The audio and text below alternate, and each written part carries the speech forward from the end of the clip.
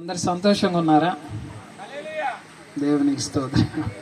మంచిది. సంతోషంగా లేని వాళ్ళు కూడా హల్లెలూయా చెప్పండి.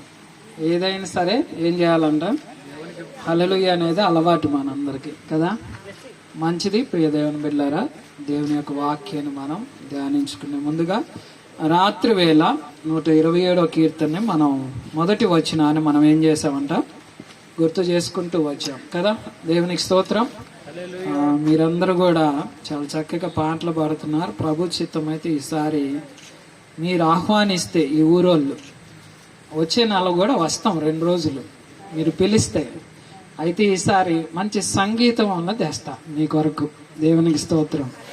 ఎందుకంటే నాకేమో సరిగ్గా వాయించటం రావట్లా, మీరంతా చక్కగా పాడుతున్నారు. కానీ ప్రభు చిత్తం అయితే మన మినిస్ట్రీస్లో ఉన్న బ్రదర్స్నే ఆహ్వానిస్తాను. మీరు అనుమతిస్తే ఒకరోజు మనం ఏం చేద్దామండి, 7 మొదలుకొని అంటే 7ంటికి మొదలుకొని 9 గంటల వరకు ఏం చేద్దాం, ఓన్లీ పాటలు పాడతాం.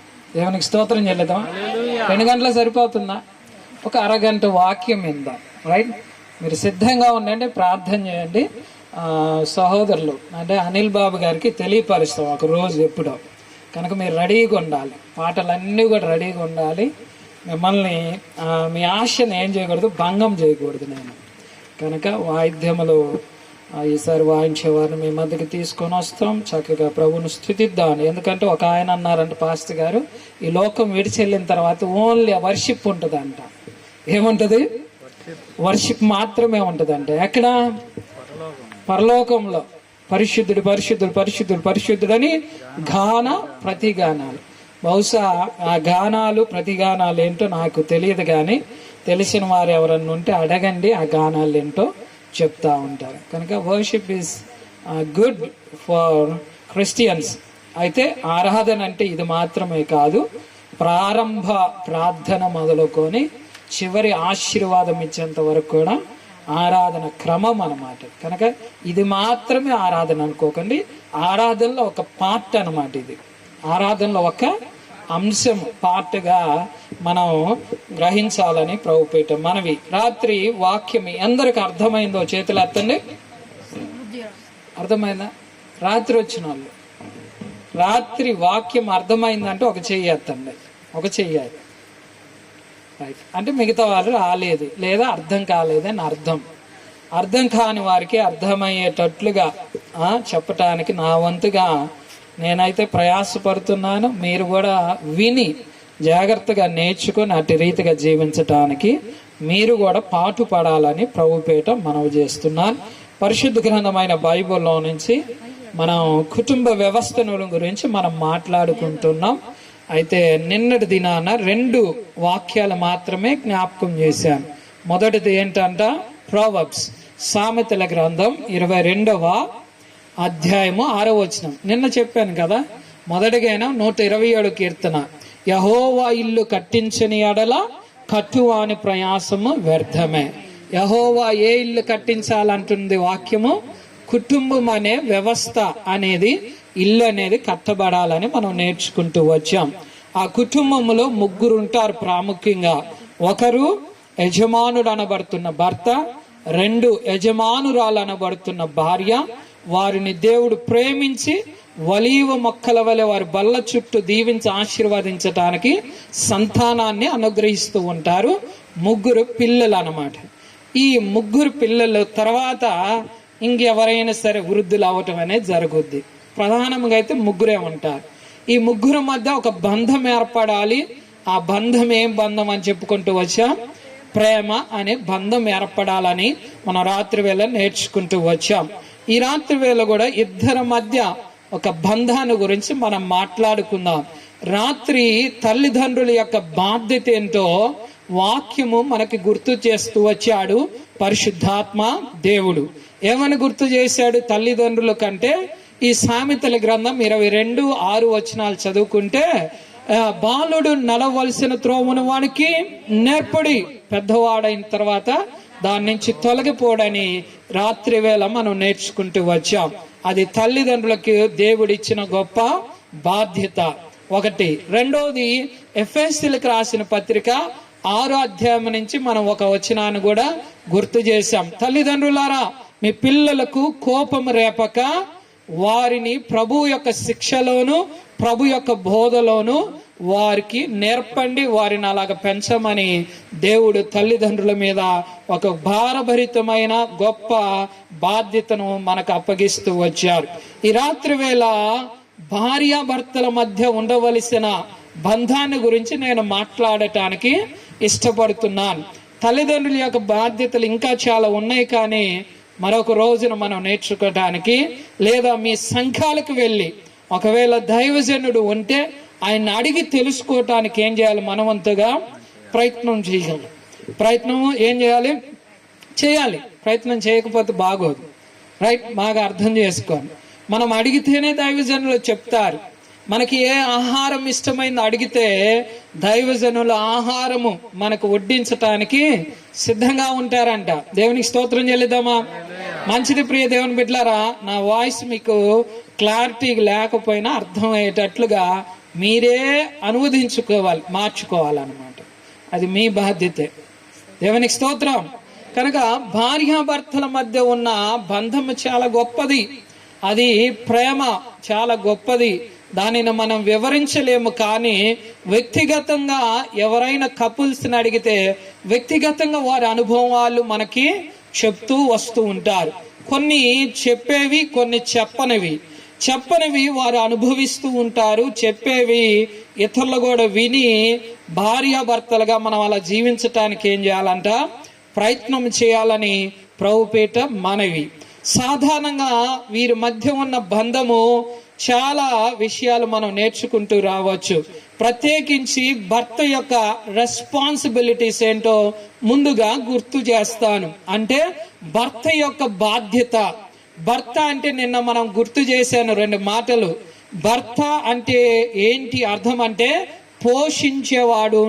వాడు అని అర్థమిస్తుంది. పోషించేవాడినే భర్త అంటారు. అర్థమవుతుందండి? తలకాయన్న ఊపండి, అర్థమైతే ఊపండి, అర్థం కాకపోయినా ఊపండి. మొత్తం తలకాయ ఆడిస్తే నేను చెప్తా ఉంటాను. మౌనం ఉంటే నేను ముందుకు వెళ్ళలేను. కనుక జాగ్రత్తగా విని కనీసం అర్థం కాకపోయినా సరే నా కొరకు నేను ముందుకు వెళ్ళటానికి ఏం చేస్తారు? తల ఆడిస్తూ ఉంటుంది. అవునా కాదా అనగానే ఎస్ ఆర్ నో అనండి. అవునంటే అవునానండి, కాదంటే కాదనండి. మౌనంగా ఉంటే మాత్రము నాకు చాలా బాధ వేస్తుంది, ఆపేస్తాను అన్నమాట వాక్యం. రైట్? అర్థం చేసుకుందాం. రైట్? వారి మధ్య ఉన్న బంధము చాలా గొప్పది. ప్రభు వాక్యం ఏమి నేర్పిస్తుందో మనం ఒకసారి జ్ఞాపకం చేసుకుందాం. ఎందుకనగా పిల్లలప్పుడే వారి నడవలసిన త్రోవను వారికి నేర్పుతాం. యవనస్తులైన తర్వాత నేర్పాలి. యవనస్తుల కూడిక మీ సంఘాల్లో లేకపోతే మీరు తల్లులైన వారు, తండ్రులైన వారు దైవజనుల దగ్గరకు వెళ్ళి వారిని హింసించైనా సరే, విసికించైనా సరే యవనస్తుల కూడిక జరిగేటట్లుగా సంఘంలో ఉండాలి. అలా ప్రయత్నం చెయ్యండి. లేకపోతే మన యవన బిడ్డలు త్రప్పుత్రోవన వెళ్ళటానికి లేదా సాతాను చేతులు చిక్కుకోవటానికి అవకాశం ఉంటుంది. కనుక ఒకవేళ మన సంఘాల్లో ఆ కూడిక లేకపోతే ఇక మీదట రేపు నుంచి మీరు ఏం చేస్తారు? దైవజనులను వెంటాడండి. అది మీ బాధ్యత. ఎందుకంటే తల్లిదండ్రులైన మనము అన్ని సంగతులను మన పిల్లలకు వివరించలేం, అన్ని సంగతులను మనం బోధించలేం, అన్ని సంగతులను మనం నేర్పించలేం. కనుక దేవుడు మన యొక్క కుటుంబ క్షేమము కొరకై, ప్రత్యేకించి బిడల క్షేమము కొరకై సండే స్కూళ్ళు జరిగిస్తూ ఉంటారు. యవనస్తుల యొక్క క్షేమము కొరకై యవనస్తుల కూడికను జరిగిస్తూ రావాలి. ఒక పెద్ద ఆయన అన్నాడంట, సంఘంలో సండే స్కూల్ లేకపోతే ఫ్యూచర్ లో మందిరమే లేదన్నాడంట. దేవునికి స్తోత్రం. సంఘములో ఏ పరిచయం లేకపోతే, సండే స్కూల్ పరిచయం లేకపోతే ఫ్యూచర్ లో సంఘం ఉండదంట. నిజమే కదా? వృద్ధులందరూ కాలం వస్తున్నప్పుడు వాళ్ళ లెక్క ప్రకారం, క్రమం ప్రకారం చనిపోతూ ఉన్నారనుకోండి, ఇంకెవరుంటారు? మరి ఎవరు ఉండరు. అందుకని సండే స్కూల్ ఉండాలి. సండే స్కూల్ ఉంటే రేపటి దినాన వాళ్ళే గొప్ప సంఘముగా మార్చబడతారు. ప్రారంభించబడుతుంది. కనుక సండే స్కూల్ పరిచర్య జరిగించాలని మీ సేవకులను మీరు ఏం చేయాలి? ఒత్తిడి చేయండి. ఒకవేళ ఆయనకు కుదరకపోతే మీలోనే ఒకరు ఎంచుకోవాలి, ఎంచుకొని ఆ సండే స్కూల్ పరిచర్ని జరిగించాలి. రైట్? జరిగిస్తారు లేదా? జరిగించండి, అడగండి, విసిగించండి. పాస్టర్ గారు దానికే ఉన్నాడు, దానికే ఉన్నాడు. నేనైతే ఇదే చెప్తా. దేవునికి స్తోత్రం. మా యవనస్తుల కూడిక ప్రతి శనివారం జరిగిద్ది. ఒకళ్ళున్న ఇద్దరున్న యవనస్తుల కూడిక గంటన్నర మాత్రం జరిగిద్ది. ఇద్దరున్నా సరే అందరి కొరకు ప్రార్థన చేస్తాం, ఒకరున్నా సరే అందరం కొరకు ప్రార్థన చేస్తాం. ఏదో ఒక రోజు 20-30 మందిని పంపిస్తాడు దేవుడు. నాకు నమ్మకం బాగా. దేవునికి స్తోత్రం. నమ్మకం ఉంచి పని ప్రారంభిస్తే దేవుడు దాన్ని సఫలపరుస్తాడు. నెరవేర్చడానికి దేవుడు ప్రేమ కలిగి ఉన్నాడు. కనుక ఈ రాత్రి వేళ ప్రత్యేకించి భార్యాభర్తల మధ్య అనుబంధము చెప్తూనే ప్రత్యేకించి మొదటిగా హస్బెండ్ యొక్క రోల్ ఏంటో, అంటే ఈ యొక్క హస్బెండ్ ఏమంటారు, భర్త యొక్క బాధ్యత ఏంటో నేను గుర్తు చేయటానికి ప్రయత్నం చేస్తాను. భర్త అనగానే ఏం చేస్తాడు? పోషకుడై ఉండాలి. రెండోది, తన భార్య పిల్లలను సంరక్షించాలి. ఏం చేయాలంట? సంరక్షించాలి. సంరక్షించకుండా నీవు భర్తగా ఉండలేవని బైబిల్ తెలియపరుస్తూ వస్తున్నది. కనుక నా ప్రియ దేవుని బిడ్డలారా, మనకి వెంటనే భర్త అనగానే 2 విషయాలు గుర్తు రావాలి. ఒకటి, పోషించేవాడుగా ఉండాలి. రెండోది ఎలాగుండాలంట? భార్య పిల్లలను, కుటుంబాన్ని సంరక్షించేవాడుగా ఉండాలి. అలా తన బాధ్యతను నెరవేరుస్తున్నప్పుడు దేవుడు ఆ కుటుంబాన్ని బహుగా ఏం చేస్తారంట? దీవిస్తాడు, ఆశీర్వదిస్తాడు. ఆ కుటుంబంలో శాంతి, సమాధానం ఉంటుందని లేఖనాలు తెలియపరుస్తూ వస్తున్నాయి. ఇది నాన్న ఈ రాత్రి వేళ భర్తకు మొదటిగా ఉండవలసిన ఒక క్వాలిటీ, బాధ్యత ఏంటో ఎఫెసీయులకు రాసిన పత్రిక 5వ అధ్యాయము, ఎఫెసీయులకు రాసిన పత్రిక 5వ అధ్యాయము 31వ వచనాన్ని మనం చదువుకుందాం అండి. సంఘమును పోషించి, అమ్మా నేనే తెలుగు తప్పు చదువుతాను, మీరు కూడా తప్పు చదివితే ఎట్లా? ఈ హేతువు చేత పురుషుడు తన తండ్రిని తల్లిని విడిచి తన భార్యను ఏం చేస్తాడంట? హత్తుకుంటాడు. దేవునికి స్తోత్రం. ఇంకా బైబిల్ చూడనక్కర్లేదు. ఈ మాటను మనం ఒకసారి వివరించుకుందాం. ఇదే మాట అనేక ప్రాంతాల్లో, అనేకమైన ఈ యొక్క పత్రికల్లో గాని లేదా స్వార్థల్లో కూడా, ఆదికాండము కొన్ని చోట్ల కూడా ఇదే మాటను దేవుడు, పరిశుద్ధాత్మ దేవుడు అనేకులు ప్రేరేపించి మాటి మాటికి ఇదే మాట రాపిస్తూ వచ్చాడు. అది మనం చదువుకుంటే అర్థమవుతా ఉంటది. ఈ హేతువు చేత పురుషుడు తన తండ్రిని తల్లిని విడిచి ఏం చేస్తాడంట? భార్యను హత్తుకుంటాడు. ఇది దేవుడు చెప్తున్న గొప్ప ఆజ్ఞ.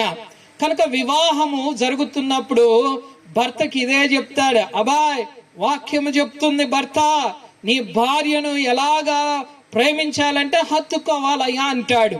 హత్తుకోవటం అంటే మీకు బాగా తెలుసు, నేను వివరించనక్కర్లేదు. కానీ దానికి ముందు ఒక వచనం ఉందే, ఆ వచనం ఏంటో అర్థం కావట్లేదు చాలా మందికి. ఇదిగో ఈ హేతువు చొప్పున తన తండ్రిని తల్లిని విడిచి పురుషుడు అనబడుతున్న భర్త ఏం చేయాలంట? భార్యను హత్తుకోమని చెప్తున్నది. ఒకవేళ ఈ మాటను పట్టుకొని యవనస్తుడైన భర్త కొత్తగా వివాహమైనది మొదలుకొని తన జీవితంలో తన భార్యను బాగా ప్రేమిస్తున్నాడు అనుకోండి, చాలా అడ్డంకులు వస్తాయి అన్నమాట. ఎన్ని అడ్డంకులు వస్తాయి అంటే అన్ని వస్తాయి కదా. తల్లి వస్తుందంట, తల్లి వచ్చి ఏమంటది? మొన్నటిదాకా నన్ను పట్టించుకున్నావురా, భార్య వచ్చిన తర్వాత నన్ను పట్టించుకోవట్లేదు అంటది. ఇది ఒక అడ్డు. అంటే తల్లి ప్రేమను మర్చిపోద్దేమో, వాడు మర్చిపోతాడేమో అన్నట్లు గుర్తు చేస్తా ఉంటదామా. ఏం మర్చిపోదామా, కానీ గుర్తు చేస్తా ఉంటది. ఎవరికి? పలకండి. కుమారుడికి తల్లి అయితే. తర్వాత ఏమంటది? ఏమో అని కూడా అదే చెప్పుద్ది భార్య. ఏమని చెప్తా? వాక్యం ఏం చెప్తుందో నీకు తెలీదా? ఏమయ్యా, నీకు వాక్యం ఏం చెప్తుందో తెలీదా? ఈ హేతువు చొప్పున నీ తండ్రిని తల్లిని విడిచి భార్యను హత్తుకోమని చెప్తుంది కదా బైబిల్. మీ అమ్మ నాన్న వదిలేమంటదంట భార్య. వాక్యమే చూపెడుతుంది కూడా కదా. ఇలా వారి మధ్య ఒక ఘర్షణ మొదలవుతా ఉంటది. కానీ ప్రేమ అనేది విడిపోకూడదని ప్రభు ఎప్పుడు కూడా హెచ్చరిస్తూ ఉంటాడు. అవును, ఏ హేతువు చొప్పున తన తండ్రిని తన తల్లిని విడిచి ఈ యొక్క భార్య అనబడుతున్న స్త్రీని హత్తుకోవాలంటే దేవుడు చెప్పిన క్రమం అనేది ఒకటి ఉన్నది. ఆ క్రమం ఏంటంటే, మీరు వివాహం అనే బంధము ద్వారా ఇరువురు ఏకమై ఉంటున్నారు గనక ఈ హేతువు చొప్పున మీరేం చేయాలంట, తండ్రిని తల్లిని విడిచి ఏం చేయాలి, భార్యను హత్తుకోవాలి. కనుక కుటుంబ వ్యవస్థలో తల్లిదండ్రులైన మనము కూడా భర్త అనబడుతున్న నీ కుమారుడు, నీ కోడలు అనబడుతున్న స్త్రీని ప్రేమిస్తూ ఉన్నప్పుడు నీ కుమారుడు ఇదిగో మనం ఏం చేయాలంట, ఫ్రీడమ్ ఇవ్వాలి. ఆ ఫ్రీడమ్ ఇవ్వగలిగితే కుటుంబంలో శాంతి సమాధానం ఉంటుంది. కనుక ఇప్పుడు భర్త ఏం చేయాలి, ఇలా వాక్యం చెప్పిందంటే విడవనాడమని కాదు, నీ తల్లిదండ్రులను విడవమని కాదు చెప్తుంది బైబిల్. కనుక వివాహ వ్యవస్థలో భార్య నీకు దొరికినప్పుడు మేలు దొరికిందని యవనస్తులైన భర్తలు గ్రహించి నిన్ను పెంచిన తల్లిదండ్రులను గౌరవిస్తూనే వారికి చెందవలసిన ప్రేమను నువ్వు కనపరుస్తూ ఇస్తూనే నీ భార్యను ఏం చేయాలంట, హత్తుకోవాలన్నది దేవుని యొక్క గొప్ప ఉద్దేశం. కనుక నా ప్రియ దేవుని బిడ్డలారా, ఒకవేళ యవనస్తుల అత్యధికమైన తెలివి జ్ఞానముతో వాక్యం ఎలా చెప్తున్నాయి కానీ మేము వేరే ఇంటికి వెళ్ళిపోతామంటే కుదరదు. దేవునికి స్తోత్రం. కుదరదు. అదే చెప్తుంది వారు. నీ భార్యను హత్తుకోవాలి, ప్రేమించాలి, ఆమెను అత్యధికంగా ప్రేమ ఆమె పట్ల కనపరుస్తూనే ఉండాలి. కానీ అంత మాత్రాన నీకు జన్మనిచ్చిన తండ్రి తల్లిని ఏం చేయకూడదంట, విడనాడకూడదు. దేవునికి స్తోత్రం చెల్లిద్దామా. కనుక మొదటిగా పురుషుడు ఎరగవలసిన సంగతి ఏంటంటే, నీ భార్యను నువ్వు హత్తుకోవాలి, కానీ తల్లిదండ్రులను ఎన్నటికి కూడా ఏం చేయకూడదు, విడవకూడదు. ఒకవేళ అలా విడిచిన ఎడల దేవుని యొక్క దీవెన ఆశీర్వాదాన్ని నువ్వేం చేస్తావంట, కోల్పోతూ ఉంటారు కుటుంబంలో. కనుక యవన నా ప్రియ సహోదరులారా, ప్రత్యేకించి ఓ పురుషులారా, దేవుని వాక్యము సెలవిస్తున్నది, నీవు నీ భార్యని ఏం చేయాలంట, హత్తుకోవాలి, ప్రేమించాలి, ఆమెను ఘనపరచాలి, ఆమెను సన్మానించాలి. అవసరమైతే ఆమె మాట నీ యొక్క కుటుంబానికి క్షేమం అయితే, ఆమె ఆలోచన నీ వంశాన్ని అభివృద్ధి చేసేదైతే ఆమె యొక్క ఆలోచన కూడా గ్రహించి ఏం చేయాలంటే రెస్పెక్ట్ ఇస్తూ దానిని కొనసాగించాలని ప్రభుపేటి మాట నేను జ్ఞాపకం చేస్తున్నాను. దేవునికి స్తోత్రం చెల్లిద్దామా. భర్త అనుకుంటాడంట భార్య అంటే ఏంటి, అర్ధాంగి అనుకుంటారు. అర్ధాంగి అంటే అర్థం ఏంటి చెప్పండి మీరు ఒకసారి. సగభాగమా? అర్ధాంగి అంటే సరే, భార్య సగభాగం పురుషుడు సగభాగం అయితే ఎక్కడి నుంచి ఎక్కడి వరకు ఇప్పుడు చెప్పండి, నేను నిలబడ్డా ఎక్కడి నుంచి ఎక్కడి వరకు సగం. ఇంగ్లీష్లో అందుకని ఏమంటారు అంటే వైఫ్ ఇస్ బెటర్ హాఫ్ అంటారు, భర్తను కూడా బెటర్ హాఫ్ అంటారు. అంటే మంచి సగం అంటారు. బెటర్ హాఫ్ అంటే నాకు అనువాదం రావట్లేదు కానీ అర్ధాంగి అంటారు తెలుగులో. అర్ధాంగి అంటే ఎక్కడి నుంచి ఎక్కడి వరకు? మరి బైబిల్ చెప్తున్నది ఏంటో మనం జాగ్రత్తగా వినాలి. అందుకనే పరిశుద్ధాత్మ దేవుడు అనేకులను ప్రేరేపిస్తూ వచ్చాడు. గ్రంథాలు మనం చదువుకుంటే ఆదికాండము 3వ అధ్యాయము లేదా 2వ అధ్యాయము రెండో అధ్యాయం చివరి భాగాలు మీరు చదవనక్కర్లేదు. గాని దేవుడు ఆదామును అవ్వను చేసిన తర్వాత ఇదిగో ఆదాము ముందుకి అవ్వను తీసుకొని వచ్చినప్పుడు ఆయన అంటున్నాడు, నా ఎముకలలో ఒక ఎముక, నా మాంసంలో మాంసమా. ఇదిగో దేవుడు మనకి ఒక నిర్ణయ కాలము చొప్పున వివాహము జరిగించాడు గనక నీవు నాదానువు అంటాడు. అక్కడ వాక్యము చదువుకుంటే, చివరి వాక్యము మనం చదువుకుంటే, వీరిరువురు ఏక శరీరులై ఉన్నారు అని వాక్యం తెలియపరుస్తున్నది. చేపలు కొట్టి దేవుని స్తోత్రం చేయలేదమ్మా? వీరిరువురు ఇప్పుడు ఏమై ఉన్నారు? ఏకమై ఉన్నారు. They are one, not two, they are not half half. అందుకనే బెటర్ హాఫ్ అని ఎప్పుడు కూడా క్రైస్తవులు అనకూడదు.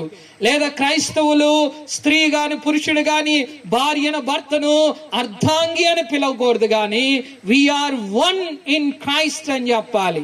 మనందరము కూడా వివాహం అనే చట్టము ద్వారా భార్యాభర్తలు ఒకటే. భార్య అంటే భర్త ఉంటాడు, భర్త అంటే భార్య ఉంటుంది. వీరిని విడదీయటానికి వీలు లేదని యేసుక్రీస్తు వారు కూడా అపోస్తలుడైన పౌలు ద్వారా ఈ ఎఫెసీ పత్రికలో తెలియపరుస్తూ వచ్చాడు. కనుక నా ప్రియ దేవుని బిడ్డలారా, ఇదిగో భార్య అంటే నీలో ఒకటై ఉన్నది, భర్త అంటే ఎవరు? స్త్రీలో ఒకటై ఉన్నారు. కనుక ఆ ఒకటిని ఎవరు కూడా ఏం చేయకూడదంట? వేరుగా చేయకూడదు. ఒకవేళ వేరు చేయటానికి ఎవరన్నా ప్రయత్నం చేస్తే ఈ హేతువు చొప్పున, అదనమాట అర్థం. అసలు భార్యాభర్తలను విడదీయటానికి ఎవరైనా సరే, అది తండ్రి అయినా సరే తల్లి అయినా ప్రయత్నం చేస్తే అప్పుడు ఏం చేయొచ్చు? మనము విడనాడొచ్చు. ఎవరిని? భార్యను కాదు, తండ్రి కానీ తల్లి కానీ. అందుకని మంచి తల్లిదండ్రులు అనుకోండి, ఎందుకు పెళ్లి చేస్తారు? ఎందుకు చేశారమ్మా మీకు వివాహము? ఎందుకు చేస్తారు చెప్పండి? బాగా ఉండాలని, సంతోషించాలని, సంతానం అభివృద్ధి కావాలని, దేవుడు ఆశీర్వాదం పొందాలని. మరి ఒకటిగా ఉండాలని, అభివృద్ధి కావాలని వివాహం చేసినప్పుడు ఏ మంచి తండ్రి అయినా తల్లి అయినా విడదీయటానికి ప్రయత్నం చేస్తారా? చేయకూడదు. ఎవరైనా చేస్తే ఆ హేతువు చొప్పున మనం ఏం చేయొచ్చు? వారిని విడనాడొచ్చు. అది తల్లి అయినా తండ్రి అయినా. దేవునికి స్తోత్రం చేయలేదు. కనుక బాగా అర్థం చేసుకోండి, ఊరకనే విడనాడమనలేదు ప్రభు. ఒకవేళ అడ్డొస్తే అర్థమయ్యేటట్టుగా చెప్పండి తల్లిదండ్రులకి, అత్తమామలకు అర్థమయ్యేటట్లుగా చెప్పండి. కనుక ఒకవేళ ఇంకనూ అర్థం కాకుండా మీ ఇరువురిని ఏక శరీరముగా జతపరిచిన వారిని ఎవరైనా విడదీయటానికి ప్రయత్నం చేస్తే, నేనైతే ధైర్యంగా చెప్తున్నా, మీరు ఎవరినైనా వదిలేసి పారిపోండి, దూరంగా వెళ్ళిపోండి. దేవుడు మిమ్మల్ని ఒకటిగా ఉండాలని వివాహం అనే చట్టము ద్వారా ఒకటి చేశాడు. కనుక భర్త ఎప్పుడు కూడా తన భార్యను ఇదిగో తల్లిదండ్రులు చెప్పిన మాట విని, లేదా ఇతరులు చెప్పిన మాట విని ఎప్పుడు కూడా భార్యను ఏం చేయకూడదంట? విడనాడకూడదు అని బైబిల్ మనకి ఆజ్ఞాపిస్తున్నది. అందుకని ఈ హేతువు చొప్పున నీ తండ్రి అయినను తల్లి అయినను నువ్వు విడిచి నీ భార్యను ఏం చేయాలి? హత్తుకోవాలని ప్రభు పెట్టి మాట నేను గుర్తు చేస్తున్నాను. కనుక నా ప్రియ దేవుని బిడ్డలారా, మీ అందరికి తెలిసింది రాత్రి వేళ ఒకవేళ ఇంకా నేను లోతుగా వెళ్ళి వివరించటానికి ప్రయత్నం చేస్తే ఈ ఊరు దాటిస్తారు కదా. మీరు దాటించవా? చూడు, ఆ ధైర్యంగా చెప్తుంది దాటించమని. అయినా పర్వాలా, దేవుడు దాటిస్తా, నేను చెప్పేది చెప్తా ఉంటా. దేవునికి స్తోత్రం. కనుక భర్త మొదటిగా గుర్తుంచుకోవాల్సింది ఏంటంటే నీ భార్యను హత్తుకోవాలి. ఎందుకు హత్తుకోమని ప్రభు చెప్పాడంటే, వివాహం అనే బంధము చట్టము ద్వారా ఇరువురు అనబడుతున్న వారిని ఏకము చేశారు గనక, ఏక హృదయముతో, ఏక మనసుతో, ఏక ఆలోచనతో, ఏక ప్రేమతో మనం ఏం చేయాలంట? ఆ బంధాన్ని కొనసాగిస్తూ ఉండాలి. అలా కొనసాగిస్తే దేవుడు మన కుటుంబాలను బహుగా ఏం చేస్తాడు? ఆశీర్వాదిస్తాడు. ఇక్కడ ఒక గమనిక మీకు, ఎందుకు అలాగ ప్రభు చెప్పాడని నేనైతే ఆలోచిస్తుంటే దేవుడు నాకు ఒక తలంపు ఇచ్చాడు. చూడండి, పురుషులైతే వాళ్ళ అమ్మల దగ్గరే ఉంటాడు, వాళ్ళ నాన్న దగ్గరే ఉంటాడు, వాళ్ళ అమ్మల దగ్గరే ఉంటాడు. కానీ స్త్రీ ఏం చేయాలి చెప్పమ్మా? మీకు తెలుసు కదా.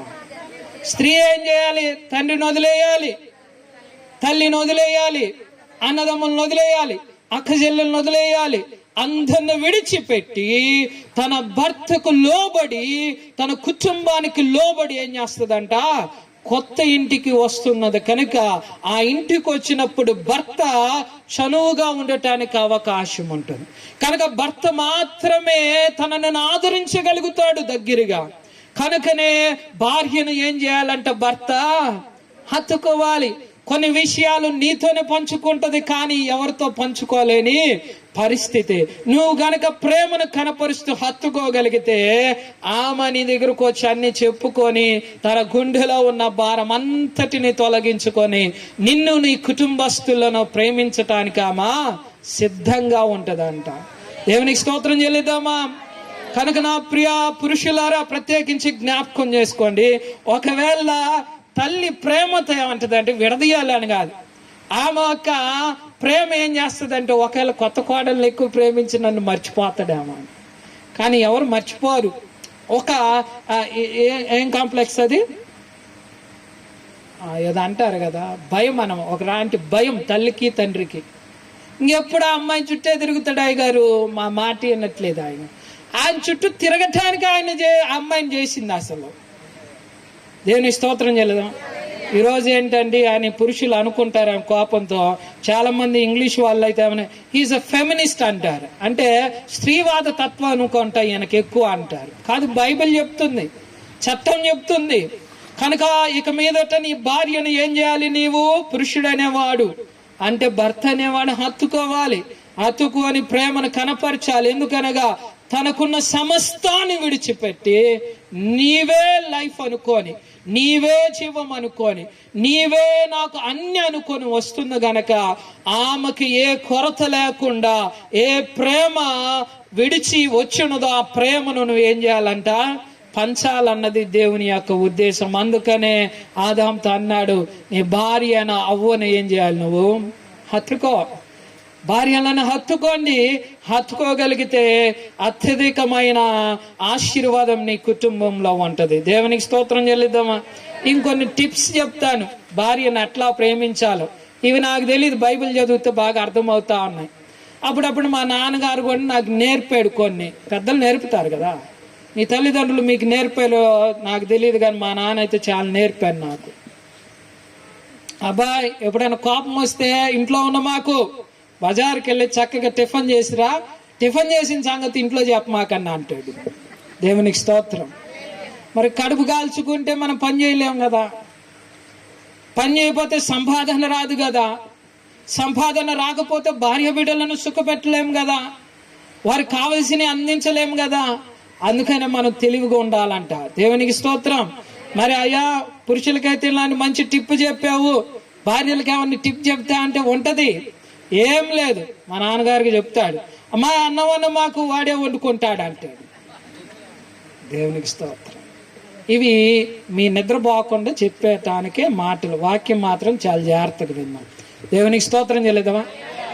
అప్పుడప్పుడు కాన్షియస్గా మిమ్మల్ని చేయటానికి ఈ మాటలు చెప్తున్నాను తప్ప మరొకటి కాదు. మీ భార్యను ఏం చేయాలి? హత్తుకోవాలి. ఎందుకనగా తన యొక్క తండ్రిని తల్లిని సమస్తాన్ని విడిచి నూతనమైన గృహంలోనికి, నూతనమైన వ్యక్తుల మధ్యకి, క్రొత్త ప్రజల మధ్యకి ఆమె వస్తుంది గనక అక్కడ ఉంటున్న పరిస్థితులు ఏంటి ఆమెకి తెలియదు గనక ఆమెకు అర్థమయ్యేలాగన మొదటిగా తన భర్త ఏం చేయాలంట?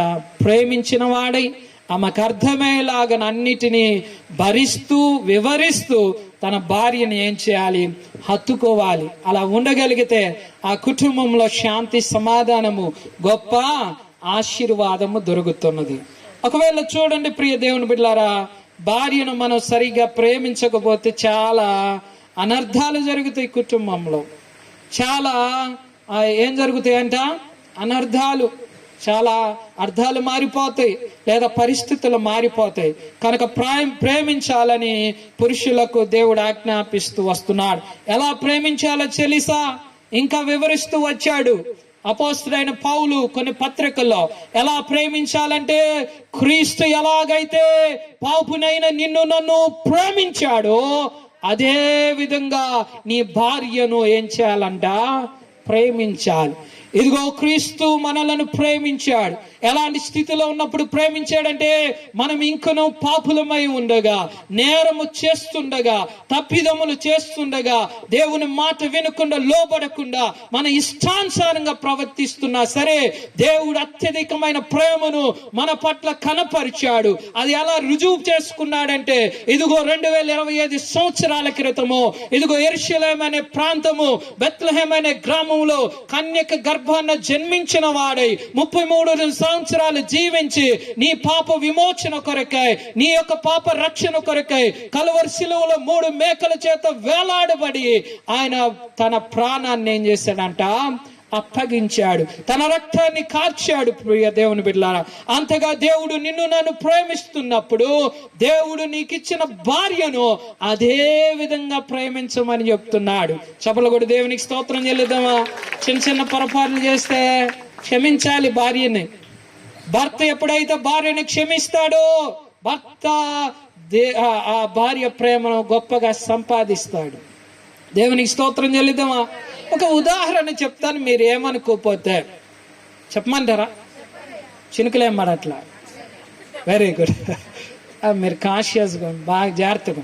చూడండి, భార్య అనబడుతున్న స్త్రీకి కొన్ని సమస్యలు ఉంటాయి. అది పురుషుడు అర్థం చేసుకోవాలి. మనం చూడండి, ఆషాఢ మాసం అని గుర్తొస్తుంది ఒకటి. ఏ మాసమో అంటే ఏంటి అమ్మా? కోడలు ఏ గడప? బాగా తెలిసింది. ఆషాఢ మాసం అంటే ఏంటది? ఆషాఢం అంటే ఏంటి అసలు? ఏదో తెలియదండి, మా పూర్వీకులు చెప్పుకుంటూ వస్తున్నారు, మేము కూడా అదే కంటిన్యూ అవుతాను. కొత్తగా పెళ్ళి అయిపోతే ఆషాఢ మాసం అని పుట్టింటికి కొత్త అమ్మాయిని ఏం చేస్తారు? పంపించేసి ఒక నెల రానీరు. వీడేమి ఎదురు చూస్తూ ఉంటాడు. ఏమనుకో, మాకు వివరిస్తున్నాను. ప్రేమకు దూరం అయిపోతాడు కదా. ఆచారాలు కూడా భార్యాభర్తల మధ్య ఉన్న అనుబంధాన్ని కొన్నిసార్లు తెంచేస్తుంది. అది సమాజంలో మనం గుర్తెరగాలి. అందుకని దేవుడు అంటాడు, ఆచారము మంచిదైతే దాన్ని ఆచరించండి, కానీ దానికి అర్థం తెలియకుండా ప్రవర్తిస్తే ఏమవుద్దంట? చాలా అనర్థాలు వస్తాయి, చాలా బంధాలు విడిపోవటానికి కారణమవుతున్నాయి. కనుక నా ప్రియ దేవుని బిడ్డలారా, ప్రతి ఆచారము వెనుక ఒక గొప్ప రహస్యము దాగి ఉంటది. ఆ దాగి ఉన్న రహస్యాన్ని మనం తెలుసుకొని అది అవసరమైతే దానిని ఆచరించి పాటించి మనం ముందుకెళ్ళాలి తప్ప అనవసరమైన ఆచారాల కొరకు మన బంధాలను మనం ఏం చేయకూడదు? చెంచుకోకూడదు, లేదా పాడు చేసుకోకూడదని ఒక దైవజనుడిగా మిమ్మల్ని నేను బ్రతిమలాడుతూ ఉన్నాను. దేవునికి స్తోత్రం చెల్లిద్దామా? హల్లెలూయా.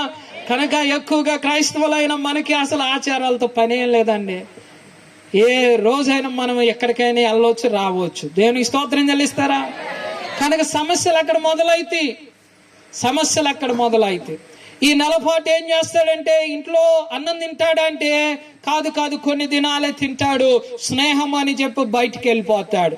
బయట తినటం మొదలు పెడతాడు. బయట తినటం మొదలు పెడితే భార్య ఫుడ్ అసలు నచ్చదు వీడికి కదా. కొందరి జీవితాల్లో ఇదే జరుగుద్ది, కొందరి జీవితాల్లో అదే జరుగుతుంది. కనుక నా ప్రియ దేవుని బిడ్డలారా, భర్త సరైన మార్గంలోనికి వెళ్ళాలంటే భార్య తనతో పాటు తన తల్లిదండ్రులు మంచి జ్ఞానము కలిగి ఏం చేయాలంటే ప్రవర్తించాలి ఇంటిలో. అలా ప్రవర్తించగలిగితే వారి మధ్య ఉన్న బంధము తెగిపోకుండా, వారి మధ్య ఉన్న బంధం ఇంకా దృఢం అవ్వటానికి సహాయపడుతుందని లేఖనాలు మనకి తెలియపరుస్తున్నాయి. కనుక నా ప్రియ దేవుని బిడ్డలారా, మీరు జ్ఞాపకం చేస్తున్నాను అసలు విషయానికి. అలాంటి మాసాలు మీరు ఎవరు కూడా పాటించనక్కరలేదు. దేవునికి స్తోత్రం చెల్లిద్దామా? హల్లెలూయా. ఒకవేళ ఆచారం ద్వారా దూరం అవుతున్నారని తెలిస్తే మీరేం చేయకూడదు? వెంటనే మానివేయాలి ఆచారం. మా నాన్నగారు అనుకోండి 2 రోజులు అయింది అనుకోండి, మా నాన్న లేడు కాబట్టి మా వైఫ్ ఇప్పటికి 40 రోజులైంది వాళ్ళ ఊరు వెళ్ళి. దేవునికి స్తోత్రం. మా నాన్న ఉంటే వారం రోజుల కంటే ఎక్కువ ఉంచడం అనమాట. పోతావా లేకపోతే అమ్మాయిని రమ్మంటామంట. భార్యాభర్తలు ఇద్దరు ఒకే చోట ఉండాలి. ఒకవేళ వెళ్తారా, వెళ్ళండి, 2-3 రోజులు ఉండండి. అవసరం అనుకుంటేనే, ప్రాణం మీదకి వస్తే గాని అప్పుడు ఏం చేయాలి? విడివిడిగా ఉన్నాను కానీ భార్యాభర్తలు ఒక చోట ఉండుట గొప్ప ఆశీర్వాదం. దేవునికి స్తోత్రం చెల్లిద్దామా? స్త్రీకి మరొక సమస్య ఉంటది. ఈ విద్యలు ఎవరు నేర్పట్లేదు. చిన్నపిల్లలప్పుడు బడికి వెళ్తే గురువు నేర్పట్ల. ఎవరి కాలంలో కాలేజీకి వెళ్తే ఆ కాలేజీలో గురువులు ఉపాధ్యాయులు నేర్పట్ల. మందిరానికి వెళ్ళి దైవజనులు నేర్పుతారా యవనస్తులు ఎలాగ జీవించాలి, పురుషుడు తన భార్య పట్ల ఎలా ప్రవర్తించాలి అని నేర్పుతారంటే నేర్పట్ల. మరి ఎవడు నేర్పకపోతే భర్తను పడుతున్న పురుషుడు చెడిపోకేమవుతాడు? అందుకనే బాధ్యత మన మీదకి ఇచ్చాడు దేవుడు. దేవునికి స్తోత్రం. అర్థమవుతుందా? భార్యను ఎలా ప్రేమించాలంటే ఈ రోజుల్లో ఏం చేస్తున్నారు తెలుసా? మొబైల్ ఒకటి తీసుకుంటాడు, how to love my wife అని కొట్టేస్తాడు. చదువుకున్న వాళ్ళకి బాగా అర్థమవుతుంది. ఏంటండి ఎక్కడ నేర్చుకుంటున్నాడు వీడు? భార్యను ఎలా ప్రేమించాలో మొబైల్లో నేర్చుకొని ఎవడో ఒకడు చెప్తుంటే వింటా ఉంటాడు, అలా ప్రయత్నం చేస్తూ ఉంటాడు. వాడు చెప్పేదేమో ఇక్కడ జరగదు, ఇక్కడ జరగనప్పుడు ఈ భార్యను ఇష్టపడ్డు వీడు పురుషుడు. కానీ పురుషుడు తెలుసుకోవాల్సింది ఏంటంటే అక్కడ ఇక్కడ ఎలా ప్రేమించాలో నేర్చుకోవటం కాదు, కానీ దేవుని సన్నిధికి వచ్చి పరిశుద్ధ గ్రంథమైన బైబిల్ ను చదవగలిగితే భార్యను ఎలా ప్రేమించాలో, ఆమెను ఎలా తృప్తిపరచాలో, ఆమెను ఎలా జయించాలో దేవుని గ్రంథమైన బైబిల్ మనకేం చేస్తుందంట? నేర్పిస్తూ ఉంటది. దేవునికి స్తోత్రం చెల్లిద్దామా? హల్లెలూయా. కనుక నా ప్రియ దేవుని బిడ్డలారా, యవన పురుషులారా, భర్తలారా, మీరు భార్యను ఎలా ప్రేమించాలంటే అటు ఇటు వెతుక్కోకండి, కానీ బైబిల్ తెరిచి చదవటం ప్రారంభించండి. దేవుడు మీకు నాకు ప్రతి పురుషుడికి ఏం చేస్తాడు? జ్ఞానాన్ని దయచేస్తూ ఉంటాడు. ఆ జ్ఞానము ద్వారా మన కుటుంబ వ్యవస్థను ఏం చేయాలంట? ముందుకు తీసుకొని వెళ్ళాలి. ఇంకొక సమస్య స్త్రీకి ఉంటది కొత్తగా అయినప్పుడు. ఇంటి దగ్గర అయితే పర్వాలేదు, అత్తగారింటికి వచ్చింది అనుకో, ఈ స్త్రీ ధర్మ టైంలో మీరు గమనిస్తే ఏమనుకోకుండా అర్థం కావాలి, బోధించాలి ఎవరొకళ్ళు, అప్పుడే నేర్చుకోగలుగుతామని. స్త్రీ ధర్మం అని తెలుసు. 2-3 రోజులు లేదా 4-5 రోజులు కొంత వీక్ ఉంటే స్త్రీ ధర్మం కొనసాగిస్తున్నప్పుడు ఆమెకి శరీరముగా బలహీనత ఉంటుంది, అలాగనే మానసికమైన బలహీనత కూడా ఉంటది అన్నమాట. ఏ బలహీనత ఉంటుంది? శరీర సంబంధమైన బలహీనత, అలాగనే మానసికమైన బలహీనత ఉన్నప్పుడు మనం గనక అది అర్థము చేసుకోకుండా ప్రవర్తిస్తే నీవు భార్య ప్రేమకేమైపోతావు? దూరం అయిపోతావు. కనుక ఓ పురుషుడా, నీ భార్య యొక్క పరిస్థితి ఏంటో గమనించాలి. ఆమెను ప్రేమించి ఆమెను ప్రేమ ఆప్యాయతలతో పలకరించగలిగితే ఆమెకున్న సమస్య నీకు చెప్పుద్ది. ఆమెకున్న సమస్యలో నీవు గనక చిన్న సహాయము చేయగలిగితే ఆమె ప్రేమను నువ్వేం చేస్తావంట? సంపాదించుకోగలుగుతావు. చెప్పలు కూడా దేవునికి స్తోత్రం చేయలేదాం. ఆ టైంలో 2 రోజులు టీ పెట్టు, ఒకసారి మీ భార్యకి ఎట్లా ఉంటుందో చూడు, లైఫ్ బాగుంటుంది. దేవునికి స్తోత్రం చేయలేదామా? నాకు ఇంట్లో కోపం వచ్చింది అనుకుని మా భార్య మీద వెళ్ళి అంట్లు దోవేస్తాను, మీకు తెలుసా లేదా? దేవునికి స్తోత్రం. నెక్స్ట్ రోజు అందుకని నాకంటే ముందు లేసేది ఆమె దొవ్వుతా ఉంటుంది. ఏం ఒక అరపోటు దొవ్వుతే ఏమైంది? దేవునికి స్తోత్రం. అలా తవ్వాలని చెప్పట్లేదు, కానీ స్త్రీ కొన్నిసార్లు ప్రత్యేకించి ఆ యొక్క సమయాల్లో మానసికంగాను అలాగనే శారీరకంగా బలహీనురాలై ఉంటది. గనక అది మనం గుర్తించి పురుషుడు అనబడుతున్న భర్త ఏం చేయాలంటే చిన్న సహాయం చేయగలిగితే ఇంకా పుట్టింటిని ఆమె ఏం చేస్తుందంట? మర్చిపోద్దంట. దేవునికి స్తోత్రం చెల్లిద్దామా కదా? ఇక్కడ స్త్రీలు అనుకుంటున్నారు, అయ్యగారు ఇట్లా చెబితే మా భర్తలు బాగుంటుంది అయ్యగారు, మీ గురించి కూడా చెప్తా సగం. దేవునికి స్తోత్రం. దేవునికి స్తోత్రం. కనుక హత్తుకోవాలి. సమస్యలు వచ్చినప్పుడు మనం అర్థం చేసుకోవాలి. ఆ స్త్రీని గౌరవించగలిగితే, నేను చెప్పే మాట కాదు ప్రియ దేవుని బిడ్డలారా, ప్రభు అయిన దేవుడు, పరిశుద్ధాత్మ దేవుడు ఈ పౌలు ద్వారా కూడా ఏం చెప్పాడంటే, నీ భార్యను ప్రేమించటం మాత్రమే కాదు గాని నీ భార్యను సన్మానించాలి అని చెప్తుంది వాక్యం. నీ భార్యను ఏం చేయాలి? సన్మానించటం అంటే శాల్వా తెచ్చి కప్పటం కాదు. ఇలా బాధలు అర్థం చేసుకొని ఆ బాధలో నీవు కూడా ఒక భాగమై నువ్వు సహాయం చేయటమే సన్మానించటం అంటారు. కానీ మన సమాజంలో స్త్రీ అంటే చాలా తక్కువగా చూస్తాం. ఎట్లా చూస్తామంటే చిన్న పిల్లలను కూడా ఏమనగా నా నోటితో అనకూడదు కానీ మీరు బాగా అంటారు, దాన్ని పిలువురా అంటే నయమని అంటారు. వద్దు కదా అమ్మ, నవ్వద్దాం. చాలా బాధాకరం. మన నవ్వుతానికి ఉంటుంది కానీ ఎంత బాధ, ఎంతో వేదనతో రాసుకొని వచ్చాను ఈ రోజు వాక్యాలు. దేవునికి స్తోత్రం. నిజమే కదా? అది అంటే ఇంగ్లీష్లో ఇట్ అంటాడు. ఇట్ అనే పదాన్ని ప్రిపోజిషన్ ఎప్పుడు వాడతారంటే మూడో వ్యక్తిని గురించి లేదా వ్యక్తి కంటే వస్తువుని సమానముతో పోలుస్తూ ఉంటారు. అంటే ఒక స్త్రీని వస్తువులాగా పిలుస్తున్నారు ఏంటి అసలు సమాజంలో? సరే, సమాజం అంటే తెలీదు, క్రైస్తవ సమాజం ఏమైంది అసలు? భార్యకు మంచి పేరు ఇచ్చాడు కదా దేవుడు, భార్యకి మంచి పేరు ఇచ్చాడు కదా. నేను అప్పుడప్పుడే మా భార్యకి టెక్స్ట్ చేస్తాను మొబైల్లో. ఏమని టెక్స్ట్ చేస్తాను? ఐ లవ్ యూ హనీ అని పెడతాను. మీరు ఏమైనా అనుకోండి, మీరు కూడా అటు పెట్టి చూడండి, బాగుంటుంది. దేవునికి స్తోత్రం కదా కదా. అందుకని స్త్రీని గౌరవించాలి, స్త్రీని సన్మానించాలని దేవుని వాక్యము తెలియపరుస్తుంది. ప్రియ దేవుని బిడ్డలారా, ఆమెను సన్మానించమని పేతురు రాసిన మొదటి పత్రిక 3వ అధ్యాయం 7వ వచనం. నేను చెప్తే అబద్ధం అవుద్ది, వాక్యం చెప్తాను, నేను ముందుకు తీసుకొని వెళ్తాను. మొదటి పేతురు రాసిన పత్రిక 3వ అధ్యాయం 7వ వచనం చదవండి. ఏమంటారు? ఓ పురుషులారా, భర్తలారా, చదవండి అమ్మా. అటువలే పురుషులారా, జీవమును కృపావరములలో నీ భార్య మీతో పాలువారై ఉన్నారని ఎరిగి, ఎక్కువ బలహీనమైన ఘటములను గుర్తెరిగి భార్యను ఏం చేయాలి? సన్మానించాలి. దేవునికి స్తోత్రం. ఒకవేళ నేను స్వయంగా చెప్తే అది అబద్ధం అవుతుంది, బైబిల్ అయితే ఖచ్చితం అన్నమాట. అందుకని నీ భార్యని ఏం చేయాలి? నువ్వు సన్మానించాలి. సన్మానించడం అంటే ఆమెను గౌరవించాలి, ఆమెకి ఇచ్చే స్పేస్ని ఇవ్వాలి. ఆమె కొన్నిసార్లు వ్యక్తిగతంగా ఒంటరిగా ఉండాలని కోరుకుంటుందేమో, ఒకసారి అది ఇవ్వాలి మనం. అలా పురుషులు కనుక ఇవ్వగలిగితే నిన్ను విడువక అన్నటికీ నీ వెంట పడతా ఉంటారు అనమాట. బైబిల్ చదివితే చాలా జ్ఞానం వస్తుంది. ప్రియ దేవుని బిడ్డలారా, దేవునికి స్తోత్రం చెల్లిద్దామా? హల్లెలూయా. కనుక నా మాటలు మీకు అర్థమైతే మంచిగా హల్లెలూయా చెప్పండి, అర్థం కాకపోయినా హల్లెలూయా చెప్పండి. రైట్, మంచిది. భార్యను సన్మానించాలి. ఎందుకనగా బలహీనమైన ఘటములు వారిని సన్మానించటం మాత్రమే కాకుండా వారిని ఏం చేయాలంట? గాయపరచకూడదని కూడా క్రింద వచనాలు చదివితే మనకు అర్థం అవుతా ఉంటుంది. మన మాటల ద్వారా, మన క్రియల ద్వారా, మన ఆలోచన ద్వారా భర్త అనబడుతున్న వాడు తన భార్యను ఏం చేయకూడదు?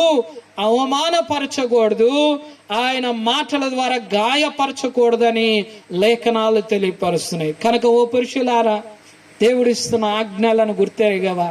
ఓ భర్తలారా, నీ భార్యను ఎలాగ ప్రేమిస్తున్నావు ఒకసారి ఆలోచన చేయండి. అలా గనక మనం ప్రేమించగలిగితే ఏం చేయొచ్చు అంట?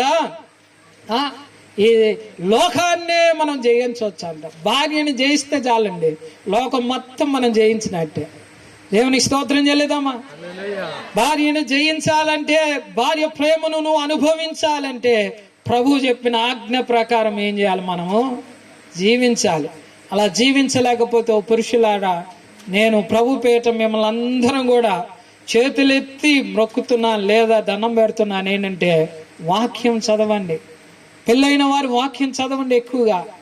ఎలా ప్రేమించాలో, ఎలా ప్రేమను పంచాలో, ఆమెను ఎలా సన్మానించాలో మనం నేర్చుకోగలిగితే కుటుంబంలో శాంతి, సమాధానం ఉంటుందని లేఖనాలు తెలియపరుస్తున్నాయి. ఇలా చెప్పారు కదా అయ్య గారు, ఒకవేళ ఇలా లేకపోతే ఏం చేయాలని మీరు అడగండి. మీకు చెప్పేవి కూడా ఇంకొక రోజు నేర్చుకుందాం మనం. దేవునికి స్తోత్రం.